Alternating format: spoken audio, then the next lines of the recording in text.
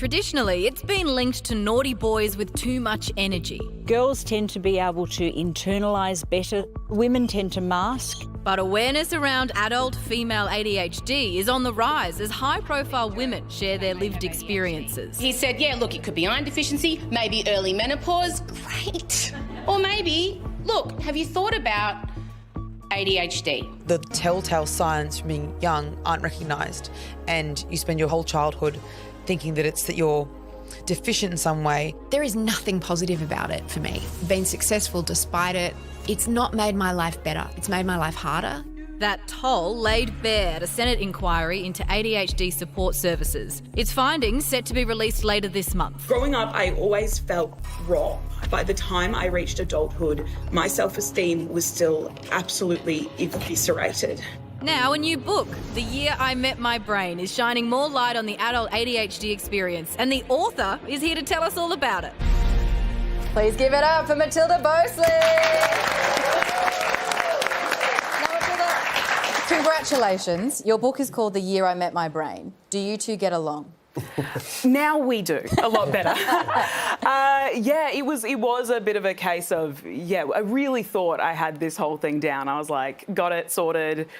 Everything's just like a bit hard, and that's how it is. And then getting diagnosed at 23, I sort of realised how vastly little I understood what was going on up there. And then, it genuinely, at the start when I was writing it, I was like, it's about meeting my brain. And by the end, I was like, oh, no, I really didn't know. And now, I have discovered a lot to a degree that, shocked even me, even though I was expecting it to a certain degree. We all have weird stuff going on up there, as you put it, and we've all got quirks to our personality and whatever. What were the things that you thought were just your personality that turned out to be ADHD things? Yeah, and I mean, anytime we're talking about ADHD symptoms, it's important to recognise that everyone has this to a certain degree. It's not, they're all normal human experiences, but it's about the sort of intensity and the frequency you're experiencing them. But I remember, things that I look back and I was like, oh, that should have been a bit of a clue. I remember as a kid, just unable to ever get to sleep, lying in bed, almost in physical pain is how bored I was. Just it was unbearable. I had no way of sort of expressing it. In class, even though I kind of did quite well at school, what I realised now that my habit was sort of tune out for 5 minutes, just kind of reverse engineer what's happened and try and figure out in the working backwards, and then tune out for another 5 minutes, and then and by high school that was sort of okay, not listening too much in class, and I'll go home and do twice as much, starting freaking out, worrying about falling behind, getting no work done for 8 hours of the day or 7 hours and 20 minutes, and that last 40 minutes really full week's worth, and things like that. And it is kind of.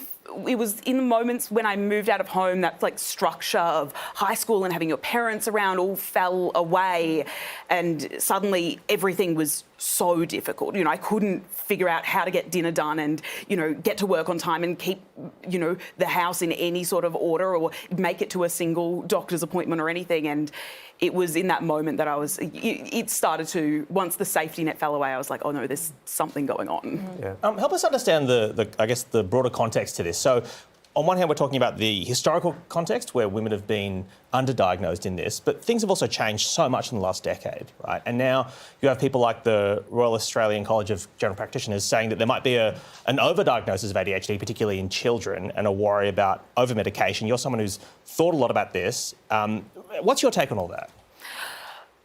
It's a very difficult topic. It's not to say that no one, has ever been overdiagnosed at any point in history, or there's never been cases of this. But I think when we look at the much broader view of this is a extraordinarily underdiagnosed condition. We're talking about 1 in 20 Australians are estimated to have it. It's about 5.8% of people we reckon is the prevalence.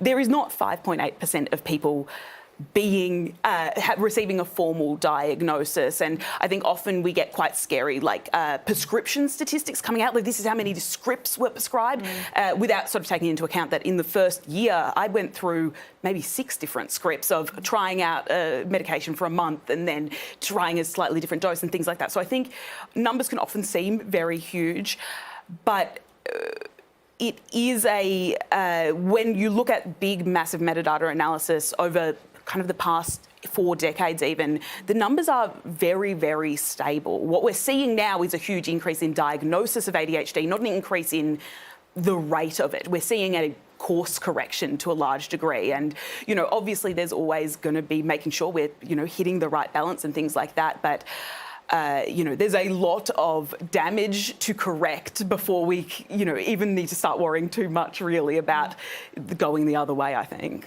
Well, you have done a remarkable job putting this all together. I'm very happy for you. The book is out now, The Year I Met My Brain, at all, I think every bookstore. I was going to say good bookstores, but everyone. Please thank Matilda Boseby.